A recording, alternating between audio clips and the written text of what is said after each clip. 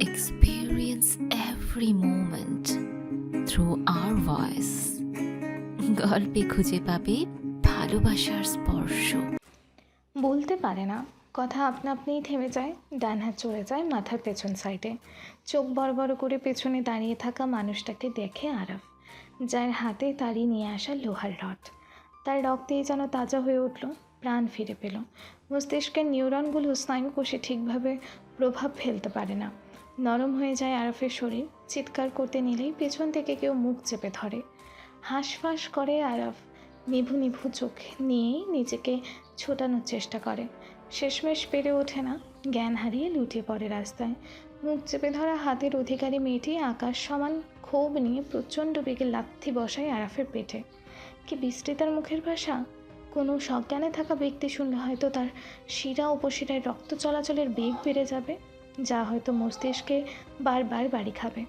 একসময় নিয়ন্ত্রণ হারিয়ে গালি প্রদানকারী লোকের ওপর ঝাঁপিয়ে পড়তেও দ্বিধা করবে না। বাঙালির রক্ত বলে কথা, গরম তো থাকবেই। লোকটি উন্মাদের মতো একের পর আঘাত করতে থাকে। কতদিনের আক্রোশ মেটাচ্ছে কে জানে। লোহার রড নিয়ে দাঁড়িয়ে থাকা লোকটি রড নিয়েই দৌড়ে যায়, সরিয়ে নিয়ে আসে সাথের জনকে। আশেপাশে তাকায়, নির্জন রাস্তা, বেওয়ারিশ কুকুরও দেখা যাচ্ছে না। তবে বেশিক্ষণ থাকা সেফ হবে না। তাড়াহুড়ো করে আরাফকে মাটি থেকে তুলে বাইকের মাঝখানটায় বসিয়ে দেয়। হাওয়ার বেগে ছুটে যায় বাইক। দুজনের ঠোঁটে ভাজে তৃপ্তির হাসি, চোখে মুখে আকাঙ্ক্ষা, তা হয়তো রক্তের স্বাদ নেওয়ার। হেলে দুলে গেট পর্যন্ত আসতেই আশরাফ উদ্দিনের পা থেমে যায়। তিনজন লোক এদিক ওদিক পায়চারি করছে। বিরক্তিতে চর শব্দ করেন তিনি। এই ঝামেলাটা আবারও কে নিয়ে এসেছে? সরকারের আর কাজ নেই? বের হতে দিবে কিনা সন্দেহ হচ্ছে, তবু এগিয়ে যান। তাকে দেখেই কনস্টেবল তিনজন দাঁড়িয়ে যায়। একজন অপর নিজ ভালোভাবে দেখে বলে ওঠে, এত রাতে কোথায় যাচ্ছেন আপনি? ঘাবড়ে যান আশরাফ উদ্দিন। কী বলবে? সে তো ছোট্ট ছেলের সাথে দেখা করতে যাচ্ছে। বলবে আমি তোমাদের হাত থেকে পালিয়ে যাওয়া আসামির সাথে দেখা করতে যাচ্ছি? যেতে দেবে তাকে? তাকে সহনা থানায় ধরে নিয়ে যাবে? হামতা আমতা করে সে কিছু খুঁজে পায় না। চট করে কিছু একটা মাথায় আসতেই মুখের ভঙ্গিমায় ব্যথার ছাপ ফুটিয়ে তোলেন। কান্না ভেজা গলায় বলেন, ছেলের কবরটা একটু দেখতে যাচ্ছি। আমার ছেলেটা অন্ধকারে ভয় পেত, কষ্ট হচ্ছে তোর। আমি গিয়ে বসে থাকলে ও আর ভয় পাবে না। কী করুণ কণ্ঠস্বর, বাবার হাহাকার। বাঙালি আবেগপ্রবণ, এমন কথায় তাদের মন গলবে না তা কী করে হয়? কনস্টেবল তিনজনের মুখশ্রী কঠিন থেকে নরম হয়ে আসে। একে অপরের মুখ চাওয়াচাই করে মতামতের আদান প্রদান করে। আশরাফুদ্দিন আর চোখে তা পরখ করেন। কিভাবে ফাঁদে ফেলল?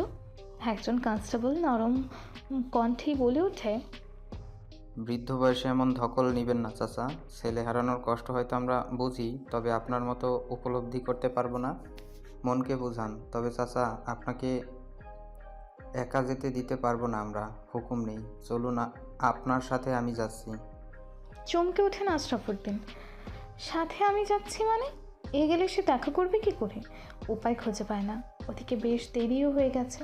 বাড়িটার দিকে এক পলক তাকিয়ে বললেন, যাচ্ছি মানে? তুমি কোথায় যাবা? দুজনে এখানে হবে না। কুলাঙ্গারটা আমার ছেলেকে মেরে ফেলেছে, আবার পালিয়েও গেছে। রাগে ও আবার আসবে না। আর গ্যারান্টি আছে তোমরা দুজন ওর বুদ্ধির কাছে কিছুই না। ওদের ক্ষতি হলে কি জবাব দিবে? আমাকেও কিছুই করবে না, কারণ আমাকে খুব মান্য করে। আর বেশি দূরে নয় তো, এই তো এখানেই। আমি তাড়াতাড়ি চলে আসবো। কনস্টেবল তিনজন বিপাকে পড়ে যান। কোন দিকে যাবেন? বৃদ্ধের কথাগুলো ভুল না। মা মেয়ের কিছু হলে তাদের চাকরি যে যাবে নিশ্চিত। এর থেকে ভালো বুড়ো একাই যাক। এমনিও মনে হয় না ছেলের শোকে বেশি দিন বাঁচবেন। মাঝবয়সী কনস্টেবল নিজের মতো ভেবে অনুমতি দেয়। তাড়াতাড়ি ফিরবেন কিন্তু। আপনার কিছু হলে আমরা কিন্তু দায়ী থাকবো না। আশরাফুদ্দিন আর কথা বাড়ান না, মাথা নাড়িয়ে গেটের বাইরে চলে আসেন।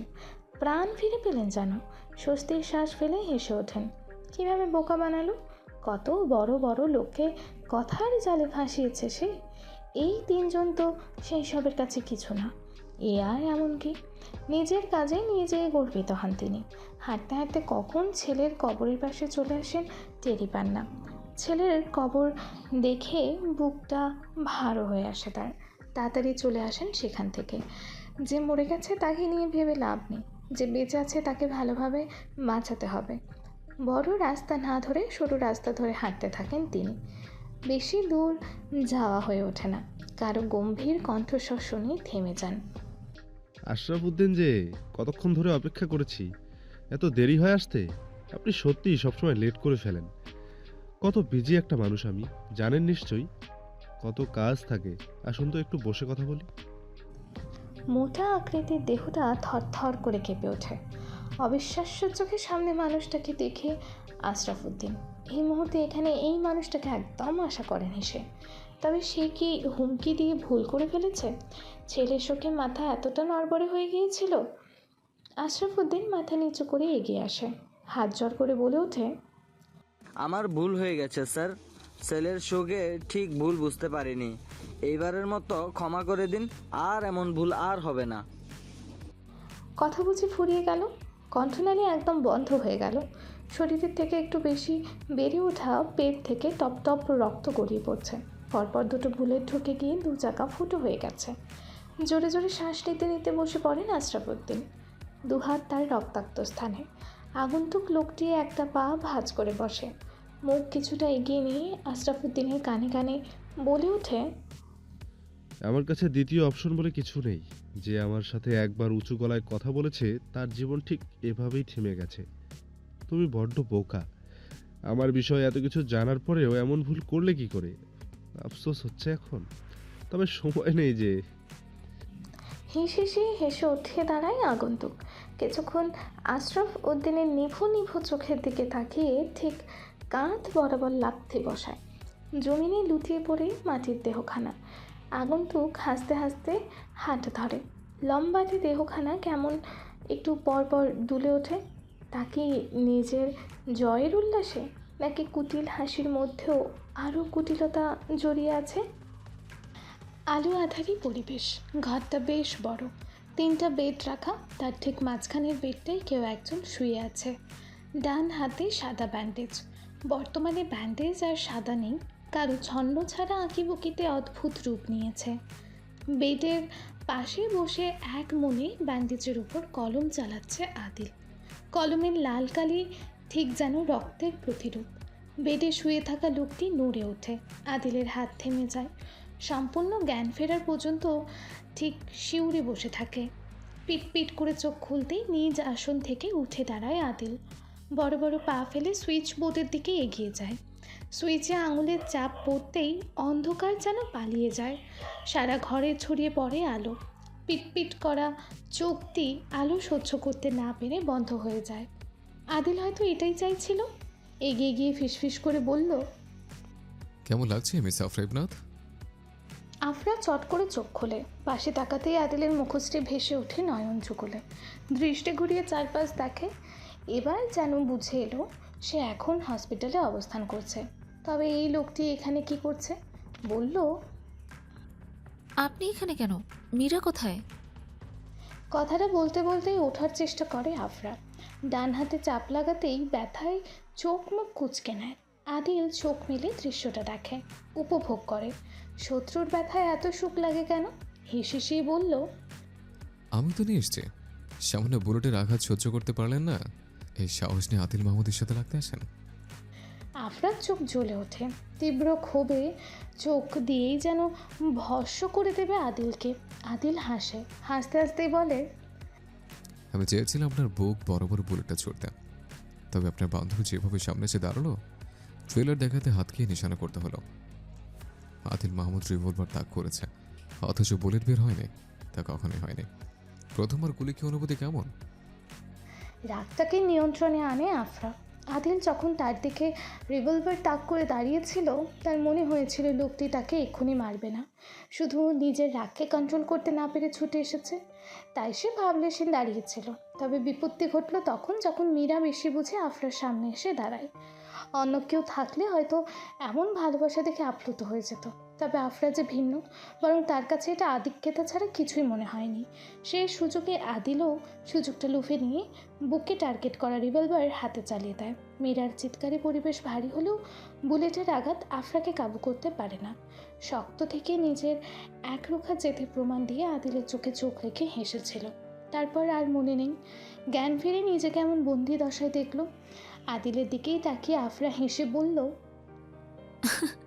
কে বললো আপনাকে প্রথম বুলেট হজম করলাম? আদিল চমকায়। মেয়েটা কি তার ভাবনার বাইরেও বিপজ্জনক? আফরা আবারও বলল, যে মেয়ে নিজের শরীরে নিজের হাতে বুলেট চালান করতে পারে তাকে আপনি 2 টাকার রিভলভার দেখিয়ে ভয় দেখাচ্ছেন? বিষয়টা কমেডি অফ দ্য ইয়ার হয়ে গেল না? আদিলের এমন মজা সহ্য হয় না। দুপা এগিয়ে এসে আফরার গলা চেপে ধরে। আফরা শুধু তাকিয়েই থাকে। নিঃশ্বাস নিতে কষ্ট হয়, তবে ছাড়ার আকুতি করে না। আদিল বলল, আপনাকে কিভাবে ভাঙতে হয় তা নিশ্চয় আদিল মাহমুদ জানে। অপেক্ষা করুন। চলে যাওয়ার জন্য হাঁটা ধরে আদিল। আফরা কেশে গলা ছেড়ে নেয়। আদিলকে উদ্দেশ্য করে বলে ওঠে, মীরা কোথায়? আদিল উত্তর দেয় না, ঘুরেও তাকায় না, চলে যায়। আফরা কিছুক্ষণ দরজার দিকে তাকিয়ে থাকে অনুভূতি শূন্য দৃষ্টিতে। তারপর চোখ বুঝে নেয়। রাত তো ঢের বেশি, চোখ জ্বলে কেন? ঘুম নাকি জ্বালা? ড্রয়িং রুমে বসে আছে নাদিয়া। টি টেবিলে তার প্রিয়দের রাজত্ব। দৃষ্টি টিভির দিকে। ঘড়ি দেখা হয়নি, তাই ঠিক বলা যাচ্ছে না রাত কত দূর। আনুমানিক 2টো তো বাজবেই। আজ কেন জানি ঘরে বসে থাকতে ইচ্ছে করলো না। হয়তো বাবা নামক মানুষটা বাড়ি নেই বলেই আছে পুরো বাড়ি ঘুরে বেড়াচ্ছে। মিসেস নুরিও আজ ঘরে খিল দিয়েছেন। স্বামীর অপেক্ষা করতে করতে ঘুমিয়ে গেছেন, না হয় কেটে কেটে ভাসিয়ে ফেলেছেন। মুখ বাঁকায় নাদিয়া। কবে যে এইসব থেকে মুক্তি পাবে? মদের গ্লাসে চুমুক দিয়ে ভাবনাগুলো শূন্যে উড়িয়ে দেয়। টুং টাং শব্দ শুনে ফোন বেজে ওঠে। মুখশ্রীতে আনন্দের ছাপ দ্বিগুণ হয়। চটজলদি ফোন তুলে কানে ধরে বলে ওঠে, খুব মিস করছিলাম মনে হলো। কাজের কথায় এসো। মন খারাপ তোমার? এই, আজকে কি তুমি কেঁদেছো? কণ্ঠ এমন লাগছে কেন? নাদিয়ার বিচলিত কণ্ঠ। অপর পাশের মানুষটি বিরক্ত হয়। দাঁতে দাঁত চেপে বলে ওঠে, আদিক্ষেতা একটু বেশি হয়ে যাচ্ছে না? তোমার কি মনে হয় এসব ফালতু আলাপের সময় আমার আছে? ফোন দিয়েছিলে কেন সেটা বলো। নাদিয়ার মুখটা ছোট হয়ে আসে। তার চিন্তাগুলো লোকটার আধিক্যতা মনে হচ্ছে। করুণ কণ্ঠে বলে, আমি যাদের আপন ভাবি তারাই কেন আমাকে সহ্য করতে পারে না? আমি মেয়েটাকে খুব খারাপ, বাজে। লোকটা নরম হয়। মেয়েটা কি আজ একটু বেশি কষ্টে আছে? শান্ত কণ্ঠে বলে, তোমার জানার কথা আমার মন কেমন থাকবে? প্রশ্ন করা বোকামো নয়। যা বলার জন্য ফোন দিয়েছিলে সেটা বলো। আমার হাতে সময় কম। তুমি কি আমাকে শত্রু ভাবছো ঠিক আগের মতো? তোমাকে শত্রু ভাবার কোনো কারণ নেই নাদিয়া। আমি আমার শত্রুদের কাছে ঘেঁষতে দেই না, দূর থেকেই টপাটপ আউট করে দিই। মাঝখানে অতিরিক্ত বুঝে কাজ না করলে আমার তিক্ত কথাও তোমার শুনতে হতো না। অতিরিক্ত বুঝে কোনো কাজই আমি করিনি। আফরা ইবনাতকে আমাদের মাঝে যুক্ত করার কোনো দরকার ছিল? মেয়েটাকে কেন সিংহের গর্তে ফেললে? অন্যের জীবনকে মূল্যবান মনে হয় না? নাকি এর মধ্যেও কোনো রহস্য লুকিয়ে আছে? আমার থেকে কিছু লুকাচ্ছ? নাদিয়া হেসে ওঠে। আজ প্রথমবার লোকটি তার সাথে এত কথা বলেছে। ডানা মেলে আকাশে উঠতে ইচ্ছা করছে তার। সোফায় গায়ে এলিয়ে দিয়ে বলল, লুকিয়েছিলাম, আজ সত্য বলবো। বলি, লোকটা জবাব কাটটা। নাদিয়া নিজের মতোই বলতে থাকে, ছোট ভাইয়া এতিম একটা মেয়েকে বিয়ে করে এনেছে, যার একটা বড় বোন ছাড়া এই দুনিয়ায় কেউ নেই। অনল মাহমুদেরকে প্রেস্টিজ নেই, সে কিছুতেই চাল চুলোহীন মেয়েকে ছেলের বউ হিসেবে মেনে নেবে না। ছোট ভাইয়াও ভাবিকে ছাড়বে না। শুরু হলো বাবা ছেলের গৃহযুদ্ধ। ভাবির সাথে আমার বেশ ভাব ছিল। তার বড় বোনের কথা কত বলতো, আমার বেশ আগ্রহ হতো দেখার। দেখতে চাইলে ভাবি শুধু এড়িয়ে চলতো, কারণ বুঝতাম না। কৌতূহলের বশে আমি একদিন ভাবির ফোন চুরি করি। ভাগ্য ভালো ছিল, ওয়ালপেপারেই 2 বোনের ছবি ছিল। বড় বোনটাকে জানো? আফরা? অপর পাশ থেকে অবাক কণ্ঠ ভেসে আসে। নাদিয়া খিলখিল করে হেসে ওঠে। কিছুক্ষণ হেসে বলে, কয়েকটা মাস চলে গেল। হুট করে ভাবি কোথায় হারিয়ে গেল, এত খুঁজেও পেলাম না। সময় চলতেই থাকলো। ছোট ভাইয়া দিন দিন অস্বাভাবিক আচরণ করতে লাগলো। বাবা ঘুমের ইঞ্জেকশন দিয়ে ঘুম পাড়িয়ে রাখতো, জেগে গেলে বউ বউ বলে চিৎকার করতো। একসময় পাগল নাম উপাধি পেল। আমিও আর সেদিকে মাথা ঘামাইনি। ভার্সিটিতে যাওয়া আশা করছি। একদিন লাইব্রেরিতে বসে হাসাহাসি করছিলাম, তখন একটা মেয়ে গম্ভীর কণ্ঠে আমাদের থামতে বলে। সেদি আমি মেনে নিতে পারিনি। এরপর থেকে একটু একটু রেষারেষি চলতেই থাকে আমাদের। কি তেজ এই মেয়ের! তখনও আমি চিনতে পারিনি। চিনতে পারলাম কখন যেন, যখন রাগের বশে আমি মেয়েটা ডিটেলস বের করলাম। তখন থেকে মেয়েটা আমার অধিক প্রিয়। আমি বুঝতে পেরেছিলাম মেয়েটা সেই সুদূর চট্টগ্রাম শহর থেকে কেন বান্দরবান আসলো। প্ল্যান করে ভাবি হওয়ার অফার করি, এর মধ্যেও কিছু স্বার্থ আছে। আমি চাই বড় ভাইয়া বাবার উপরের ভালো মানুষের মুখোশটা দেখুক, যা আফরাই পারবে। যে মেয়েটা বোনের জন্য এতটুকু আসতে পেরেছে, সে মেয়েটা আমার বড় ভাইয়াকে ভালোবাসলে কত দূর যাবে। আমার ভাইয়া ভালো থাকুক, সেটাই চায় যে। নাদিয়ার কি আজ নেশা হয়েছে? না হলে এমন ভুলভাল বকবে কেন? কথাগুলো এমন ছন্ন ছাড়া কেন? মনের কথাগুলো মুখোশধারীকেই বা কেন বলছে? অপর পাশের লোকটি ফোন কেটে দেয়। নাদিয়া আরও কিছুক্ষণ নিজের মতো বকবক করে ঢলে পড়ে। নিঃশ্বাস ঘন হয়ে আসে, ফোন ধরে রাখা হাতটা কান থেকে নামায় না। মাতাল হয়ে মনের কথাগুলো বলে, আজ যেন সে তৃপ্তিতে ঘুমাবে। কিন্তু সে কি জানে কথাগুলো পেট থেকে বের করে কতটা ভুল সে করেছে? তার জন্যই না এই কথাগুলো কাল হয়ে দাঁড়ায়। চুপি চুপি আড়াল থেকে বেরিয়ে আসে আসমানি। এতক্ষণ সে পিলারের পেছনে লুকিয়েছিল। কথাগুলো শুনেছে কিনা, শুনলেও বুঝছে কিনা, তার কথাগুলো মুখের ভঙ্গিমায় বোঝা যায় না। নাদিয়া ঘুমিয়ে যেতেই ধীরে ধীরে পা ফেলে সিঁড়ি বেয়ে উপরে চলে যায় সে।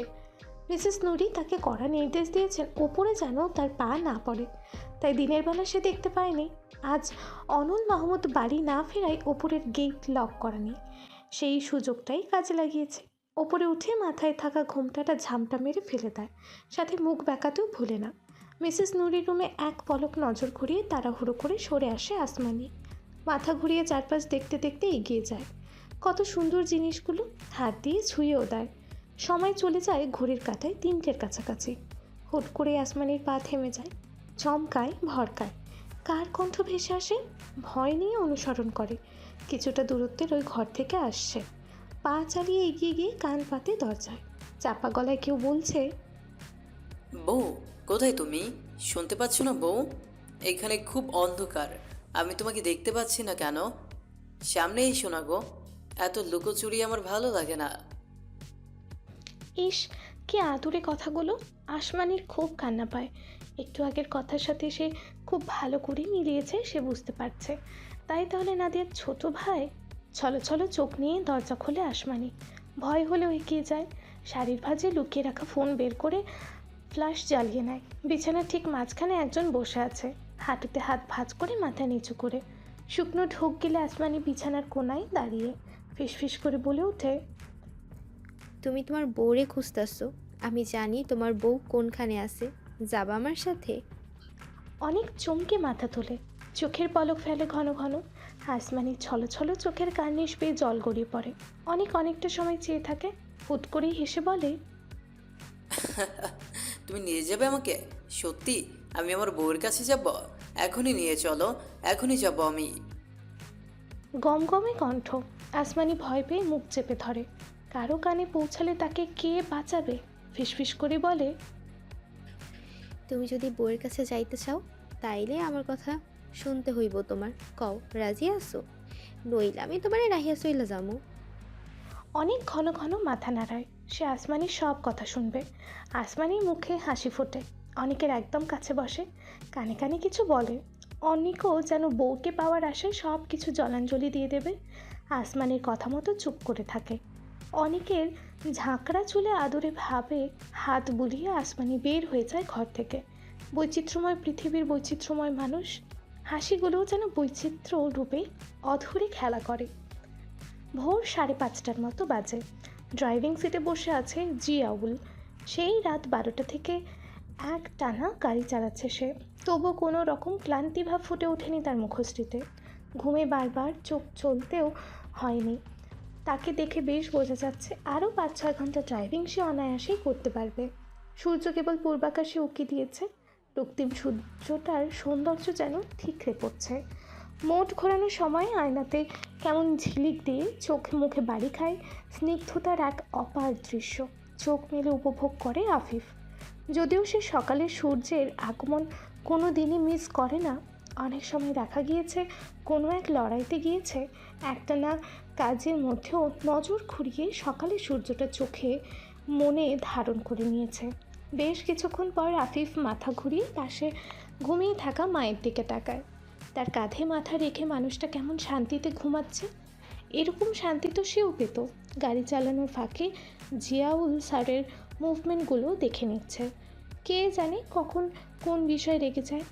আফিফ জিয়াউলের দিকে না তাকিয়ে বলল, আর কতক্ষণ লাগবে? সম্মানের সহিত নিম্ন স্বরে জিয়াউল বলল। 5 মিনিটের মতো লাগবে স্যার। আফিফ আর কথা বলে না, মাকে আস্তে আস্তে ডাকতে থাকে। কামিনী বেগম ঘুম থেকে জাগেন, চোখ খোলেন, তবে ওভাবেই চুপ করে থাকেন।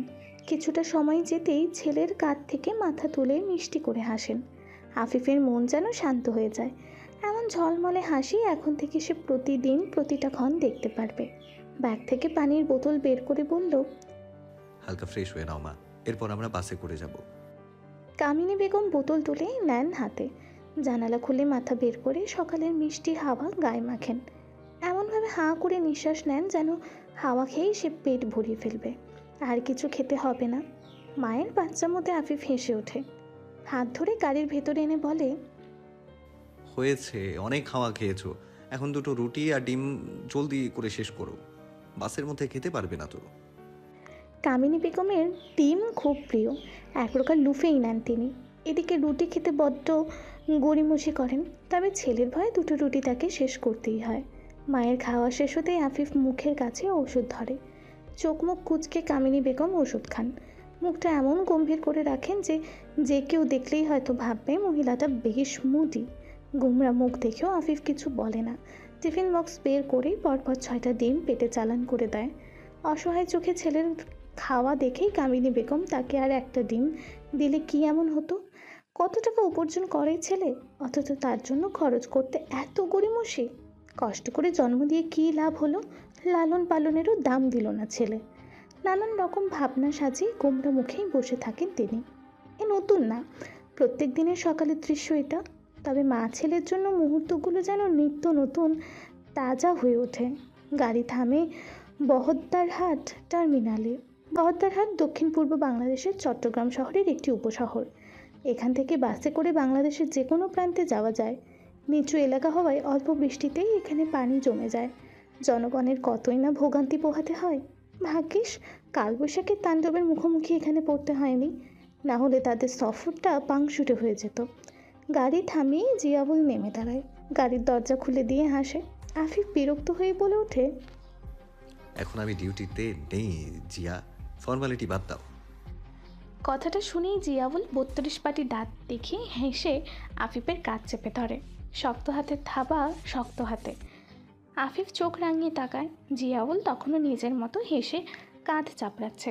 যখনই স্যার রাগী চোখে দেখে হাসি থেমে যায় তার।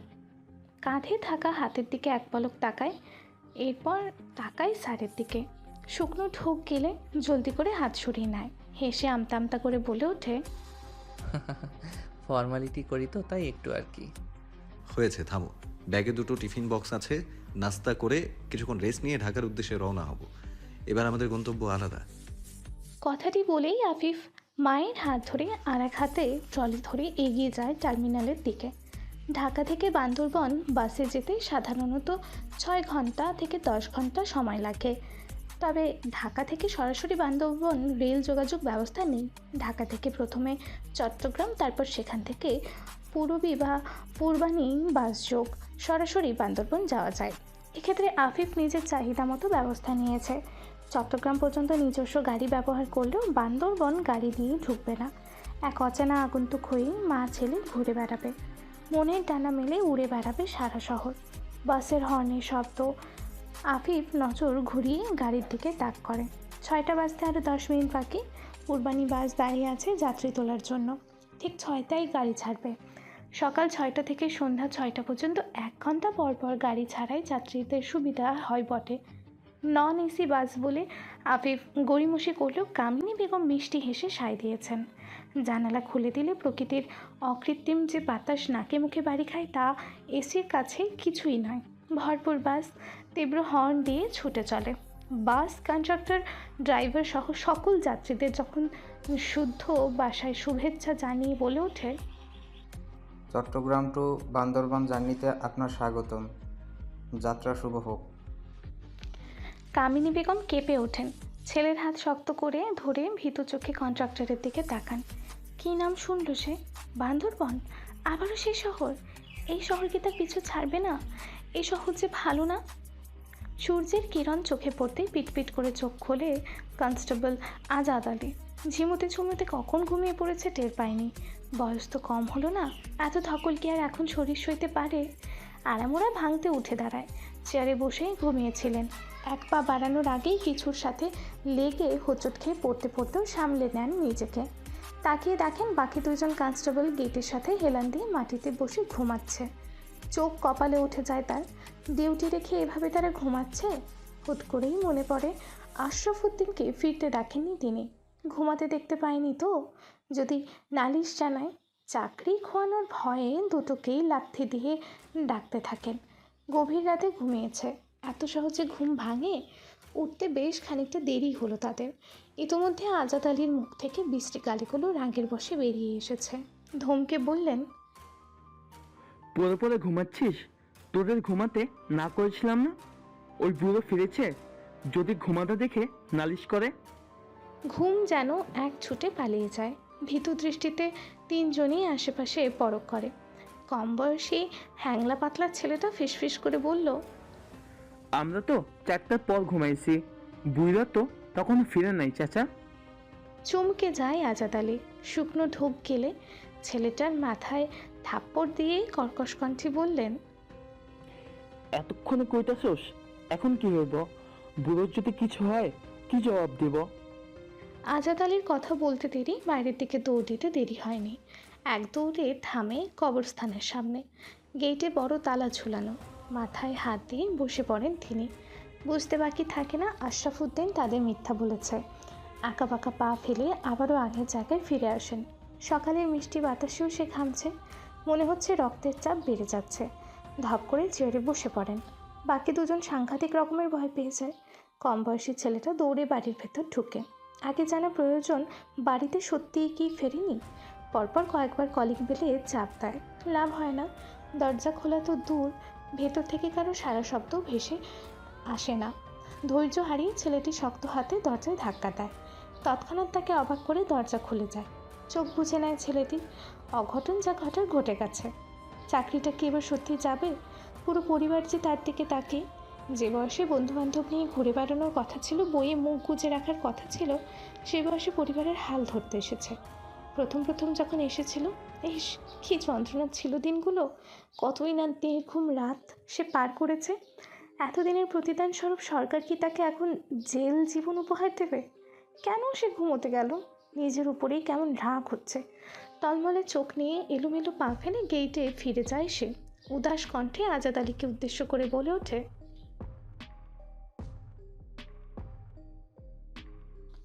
আজাদ আলী ছেলেটার দিকে কিছুক্ষণ তাকিয়ে থাকেন। টলমলে চোখ দেখেই হয়তো তার মায়াও হয়।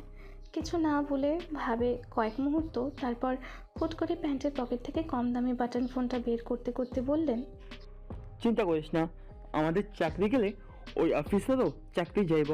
আর যাই হোক, আমাদের কাছ থেকে তো আসামি পালায় নেই। একটু চালাক না হইলেই হয়।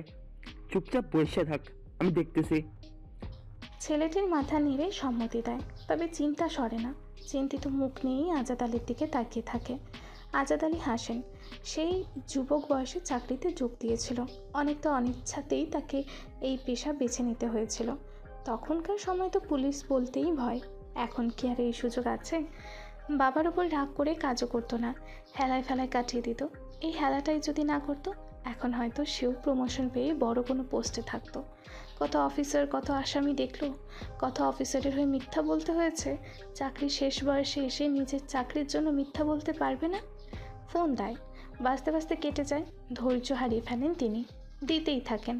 অন্যদিকে ঘুমিয়ে বিভোর নোমান।